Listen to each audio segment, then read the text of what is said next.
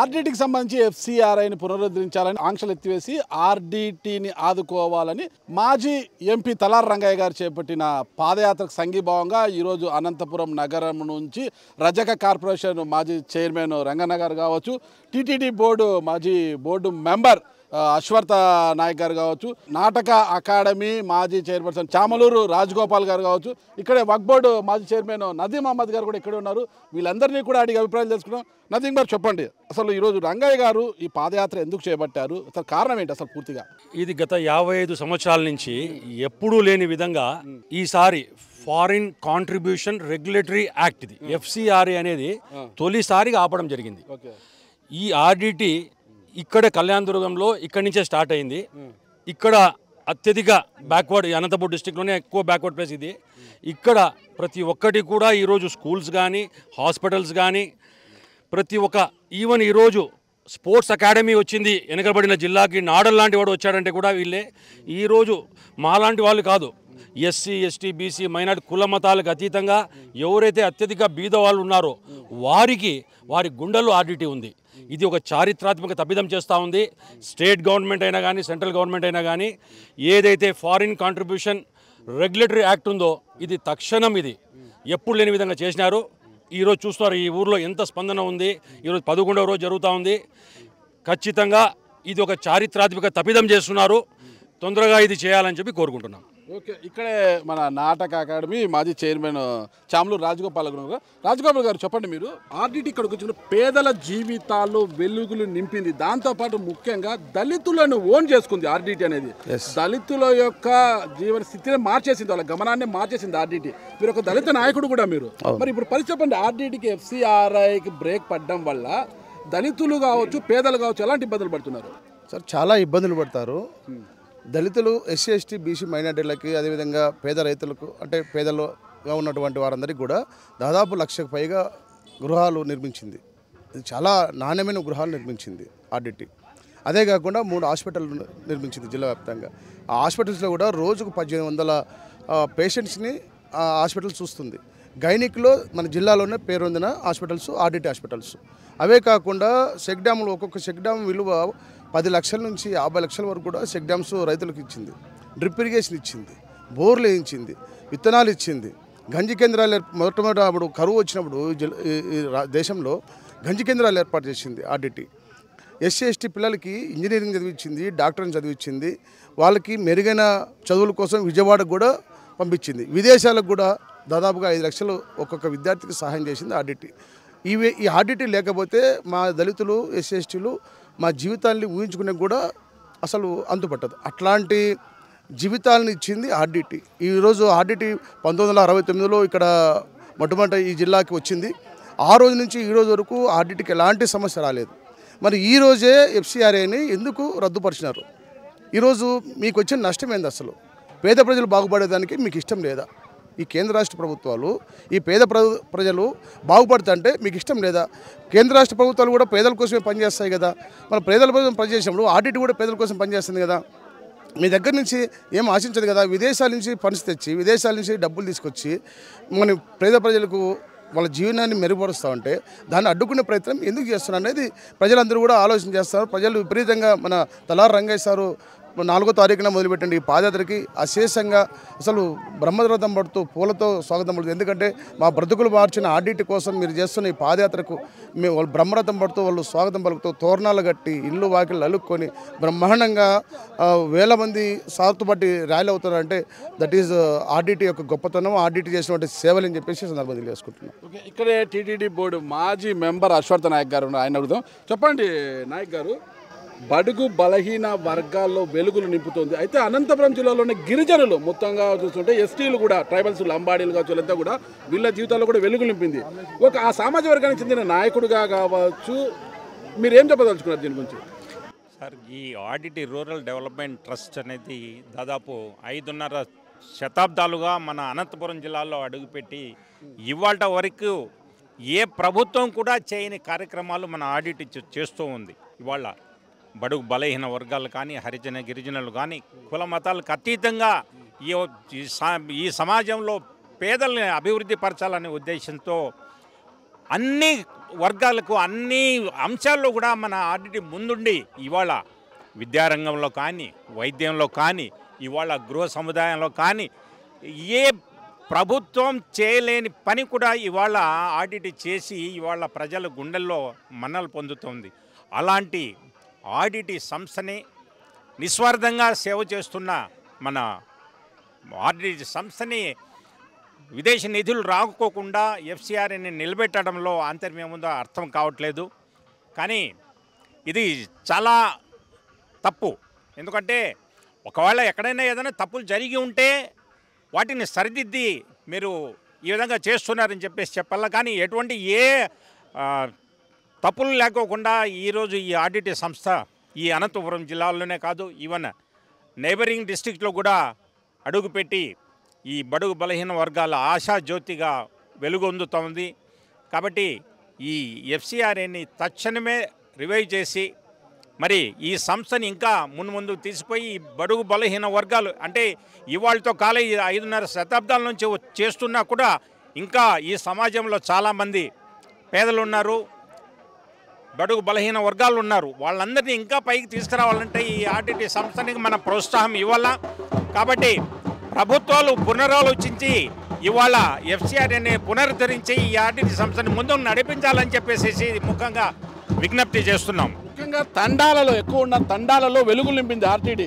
తండాల పరిస్థితి ఏంటి అసలు? ఇప్పుడు తాండాలలో చాలామంది ఇవాళ చదువుకోలే, చాలామంది విద్యావంతులు ఉన్నారు, చాలామంది ఇంటెలిజెంట్ పిల్లలు ఉన్నారు. కానీ వాళ్ళు హయ్యర్ స్టడీస్ చదువుకోవాలని చెప్పేసి అంటే వాళ్ళకు స్తోమత లేదు.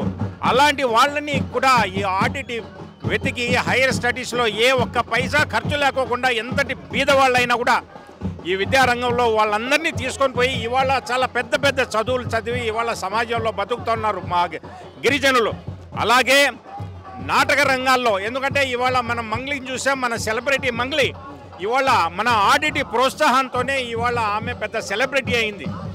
ఆ విధంగా గిరిజనుల్లో చాలా వెలుగులు నింపిన ఈ ఆడిట్ గారిని మరి ఒక్కసారి ప్రభుత్వానికి విజ్ఞప్తి చేస్తూ ఈ ఎఫ్సిఆర్ఏని పునరుద్ధరించాలని చెప్పేసి విజ్ఞప్తి చేస్తున్నాం.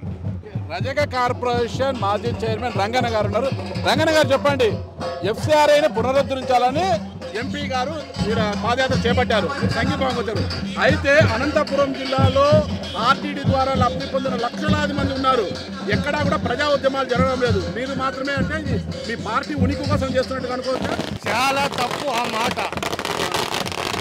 రంగయ్య గారు గ్రూప్ ఫ్రెండ్స్ కాదు, ఆయన పీడీగా ఉన్నప్పుడే పేద బడుగు బలహీన వర్గాల అభ్యున్నతి కోసం ఉద్యోగం చేసినవాడు. రాజకీయాల్లోకి వచ్చిన తర్వాత కూడా ఆర్టీటీ యొక్క సేవలను చూశాడు, ఆయన కళ్ళారా చూశాడు. ఇంకా అభివృద్ధి చెందడానికి తన ఫండ్స్ కూడా ఖర్చు పెట్టాడు. ఇంతమంది డాక్టర్లు, ఇంతమంది ఇంజనీర్లు, పేద బడుగు బలహీన వర్గాలు అంటే బీసీల్లో అత్యంత నిరాదరణ గురైనటువంటి రజకులు దాదాపు 10 మంది డాక్టర్లు ఈ ప్రాంతం నుంచి అయినారంటే మేము గర్వించదగ్గ విషయం, మామూలు విషయం కాదు. చదువు, వాళ్ళకు కావలసిన సౌకర్యాలు, వాళ్లకు పై చదువులకు పోవడానికి అన్ని ఖర్చులు భరించి ఇంతమంది పేద బడుగు బలహీన వర్గాలకు వెలుగు చూపినటువంటి ఫెర్రర్ వాళ్ళ అభివృద్ధి కార్యక్రమాలు అడ్డుకోకుండా తెలుగుదేశం ప్రభుత్వం మామూలు వాళ్ళకు వాళ్ళు అందుబాటులో లేరు. పేద బడుగు బలహీన వర్గాలంటే వైఎస్ఆర్ కాంగ్రెస్ ఓన్ చేసుకుందని అంటారు. ఎప్పుడు కూడా పేదల పక్షానే జగన్ నిలబడతాడు. మరి రంగయ్య గారు ఎందుకు నిలబడ్డాడు? ఇక్కడ పోటీ చేసినాడు, ఓడిపోయినాడు. అయినా ఎందుకు ఈ ప్రజల యొక్క జీవితాలు చూశాడు.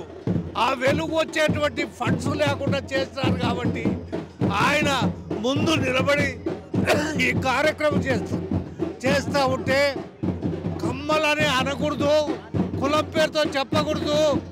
వాళ్ళు చంద్రబాబు నాయుడు ఆదేశాల మేరకే అటకాయిస్తే ప్రజలే ఉద్యమం మాదిరి లేచి ఆయనకు రంగయ్య గారికి మద్దతు పలికి ఈ పాదయాత్ర దిగ్విజయంగా ముందుకు నడుస్తూ ఉందంటే ప్రజల యొక్క ఆశీస్సులతో ముందుకు నడుస్తూ ఉంది.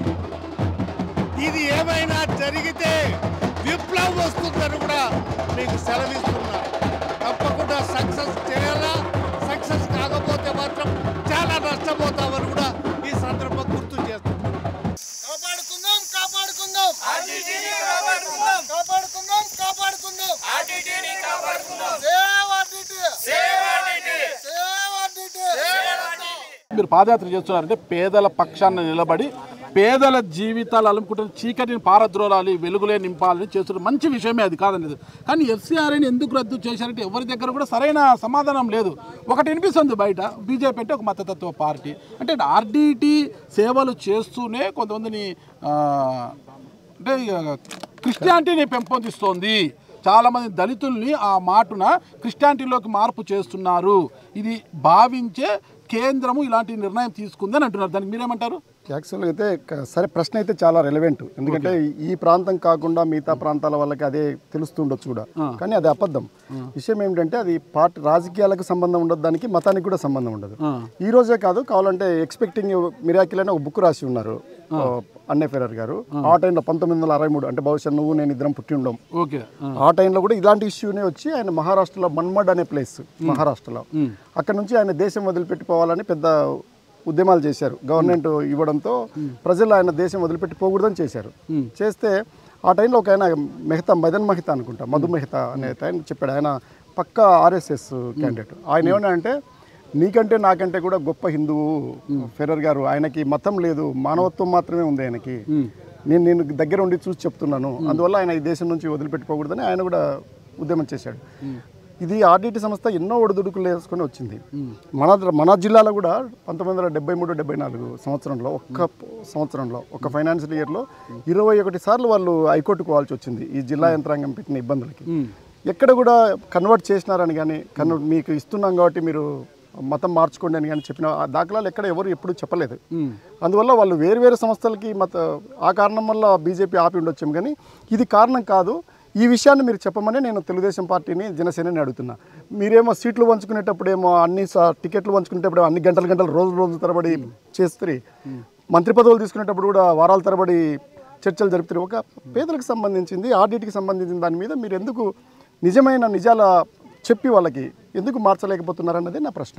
అందువల్ల ఇప్పటికే నా పని చేయండి, అది మతానికి సంబంధించింది కాదు. ఆధారాలు ఉంటే చాలా సులువు కదా, మతం కన్వర్ట్ చేసిందంటే అదే కారణం పెట్టి మూసేయచ్చు, అనుమానంతో చేయకూడదు. ఇక్కడ ఇది మానవత్వానికి సంబంధించింది, కానీ ఎక్కడ రాజకీయాలకు కూడా సంబంధం. వాళ్ళు ఎప్పుడు ఏ రాజకీయ పార్టీని కూడా ప్రోత్సహించినట్టు కూడా దాంట్లో ఎక్కడ లేవు, దాఖలాలు లేవు.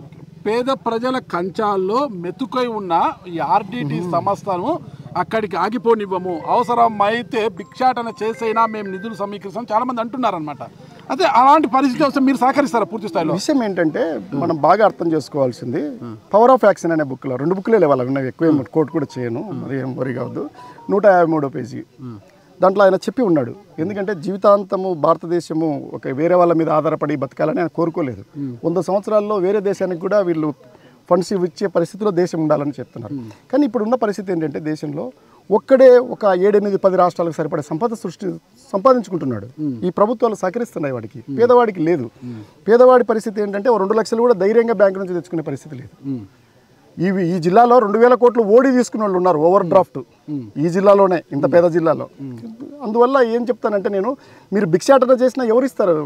ఇప్పుడు ఏమైందంటే ఇప్పుడు మనం చూస్తుంటాం కదా, దేవాలయం కడతాము, ఫంక్షన్ చేస్తామంటే నీ బంధువులు, నీ స్నేహితులు, నిన్ను అభిమానించే వాళ్ళే ఇవ్వాలి, కానీ నీ శత్రువులు ఇవ్వరు కదా. నువ్వు ఎంత భిక్షాటన చేస్తే నీకు 1000 కోట్లు వస్తాయి. ఒక ఆర్డీటీ సెట్నే వాళ్ళు 300 కోట్లు ఖర్చు పెడుతుంటే ఎప్పటికీ అవుతుంది? మన సొంత బామ్మర్దులకు, బంధువులకు కూడా, దగ్గర వాళ్ళకు కూడా ఎవడన్నా బెడ్ మీద ఉంటే మనం 10 లక్షలు ఇచ్చే పరిస్థితి లేదు. అందువల్ల అది ఆల్టర్నేటివ్ కాదు, దాన్ని కొనసాగించుకోవచ్చు, కానీ భిక్షాటన చేసి అది అవ్వదు. ఎవరో ఇస్తున్న నిధులను వీళ్ళు ఎందుకు ఆపాలప్ప? ఒక పేపర్ ఇవ్వడానికి మీకేం బాధ? నిజంగానే ఇబ్బంది ఉంటే ఇబ్బంది ఉంది చూడండి. 60 సంవత్సరాల నుంచి రాని ఇబ్బంది మీకే ఎందుకు వచ్చింది? మా ప్రభుత్వంలో ఎప్పుడు రాని పరిస్థితి ఎందుకు వచ్చింది? ఇప్పుడు ఈడీ కేసుల్లోనో ఏదో పెద్ద కేసుల్లో అకౌంట్స్ ఫ్రీజ్ చేస్తారు, మీరు ఆర్డీటీ అకౌంట్లు ఫ్రీజ్ చేయడం ఏంటి? అక్కడ పేదలు మందులు కొనుక్కోవడానికి ఇబ్బంది ఉంటే ఏమిటి ఇది పద్ధతి? మీరు ఎందుకు చెప్పలేకపోతున్నారు అనేది నా ప్రశ్న. ఓకే, ఇకపోతే ఇక్కడ మనము ఆర్డిట్ వచ్చిన తర్వాత చాలా చులకన భావన గుర్ర అవుతున్న ఎస్సీలు, ఎస్టీలు, బీసీలు ఇలాంటి వారి జీవితాల్లో ఆర్డిటి వెలుగులు నింపింది. ఇది ఎవరు కాదనలే సత్యము. అంటే ఈరోజు రంగయ్య గారు కేవలం రోడ్డు మీద ఇలా పాదయాత్ర చేసుకుంటూ పోతున్నారా? ఈ దళిత వాడలు కావచ్చు, ఈ గిరిజన తాండాలు కావచ్చు, ఇదంతా ఆగి వారి యొక్క కష్ట సుఖాలను ఏమైనా మాట్లాడే ప్రయత్నం ఏమైనా చేస్తున్నారు? ఎందుకంటే నాకున్న టైము నేను చెప్పాలనుకున్నది ఏంటంటే ఆర్డిటి ఆగిపోతుంది, మీరు అర్థం చేసుకోండి. అది మీరు ఇంట్లో అయినా అర్థం చేసుకోవచ్చు, నాతో కలిసి అయినా అర్థం చేసుకోవచ్చు. నేనే అందరికీ చెప్పలేను కదా, మీరు లాంటి వాళ్ళు కూడా పోయి చెప్పొచ్చు. అది జరుగుతుంది. అది లేకపోతే ఇంతమంది ఎలా వస్తారు? ఇంత ఒత్తిడి ఎందుకు వస్తుంది? బహుశా ఈ జిల్లాలో రంగయ్య గోబ్యాక్ అనేది మొన్ననే కదా. నేను కూడా 30 సంవత్సరాల పైన ఉన్నాను ఈ జిల్లాలో. అప్పటికి ఆర్డిటి విషయంలో అయితే నేను 2వ వాడిని ఏంటంటే ఫెర్రర్ అని అన్నారు. అట్లా నేను ఆయనతో పోల్చుకోకూడదు, తప్పు. కానీ మొన్న రాసి ఉన్నారు కదా, ఈయన కూడా చెప్పా ప్రజలందరూ వాళ్ళకి ఎక్కడ టైం దొరికిందో మరి అంత బైక్లు వేసుకొని వచ్చి రాసుకొని చేయడానికి. మంచి కోసం చేస్తున్న మిమ్మల్ని గోబ్యాక్ అనే పరిస్థితి ఎందుకు వచ్చిందంటారు? పంపిస్తే వస్తుంది, పంపిస్తే ఎందుకు రాదు? ఎవడు పంపించినా వస్తుంది. పంపించినారు కాబట్టి వచ్చింది, తిట్టినారు కాబట్టి ఆపినారు, ఇంకంతే. అది ఇంక దాంట్లో ఏముంటుంది? మీ పార్టీ నుంచి జిల్లాలో ఉన్న నాయకులందరి నుంచి ఎలాంటి సంఘీభావం వస్తుంది? ఇప్పటికే మీకు అర్థం ఏంటది కదా, మా పార్టీ నుంచి రాని నాయకుడు ఎవరున్నారు, సమన్వయకర్త ఎవరున్నారు? అందరూ వచ్చినారు. అందరూ మా ఎంపీకి అభ్యర్థి కూడా వచ్చి ఉన్నాడు కదా. నేను అడుగుతా మొత్తం ఉమ్మడి జిల్లా గురించి. నేను అడుగుతా ఉమ్మడి జిల్లా, నువ్వు నా జిల్లా అడిగినావు, చెప్పినావు. ఉమ్మడి జిల్లా మీ పార్టీలో ఏంటంటే మేము మా జిల్లా పార్టీలో మేము నిర్ణయం తీసుకున్నాము, ఆమోదం తెచ్చుకున్నాం, మేము చేస్తున్నాం. ఇవాళకి మేము ఉన్నాం. అవతల పార్టీలో ఎవరు వచ్చినారో చెప్పు, నన్ను అడగడం ఎందుకు? మీరే చెప్పండి. కలిసే ఉన్న జిల్లా ఇది. ఉమ్మడి జిల్లాలో ప్రతి ఒక్క సమన్వయకర్త జిల్లా నుంచి గోరంట్ల మాధవ్ గారు వచ్చారు, మీ మిత్రుడు. అటు నుంచి మాజీ శంకర్ నారాయణ గారు వచ్చారు, మాజీ మంత్రి అందరూ వచ్చారు. సత్యసాయి జిల్లా అధ్యక్షురాలుగా ఉన్న ఉషాశ్రీ చరణ్ గారు ఎందుకు రాలేదంటారా? ఆమెకు బాధ్యత లేదంటారా? గతంలో ఈ నియోజకవర్గంలో ఎమ్మెల్యేగా పనిచేశారు, మంత్రిగా ఉన్నారు కదా, ఎందుకు రాలేదంటారు? ప్రశ్న సరైంది కానీ నన్ను కాదు కదా అడగాల్సింది. గుడ్ లక్ సార్, మీ పాదయాత్ర సక్సెస్ కావాలి. పేదల కోసం మంచి కార్యక్రమం ఖచ్చితంగా సక్సెస్ కావాలి. మీరు ఘోషణ అంతా కూడా అర్థం చేసుకుని ఎస్ఆర్ఐ పునరుద్ధరించాలనేసి నేను కోరుకుంటున్నా. ఆ దేవుడు మీకు మరింత శక్తిని వాడి కూడా కోరుకుంటాను సార్. Thank you sir. నా గొంతు ఆగదు, ఓకే, అది వచ్చేంత వరకు ఏ దశకైనా. ఓకే.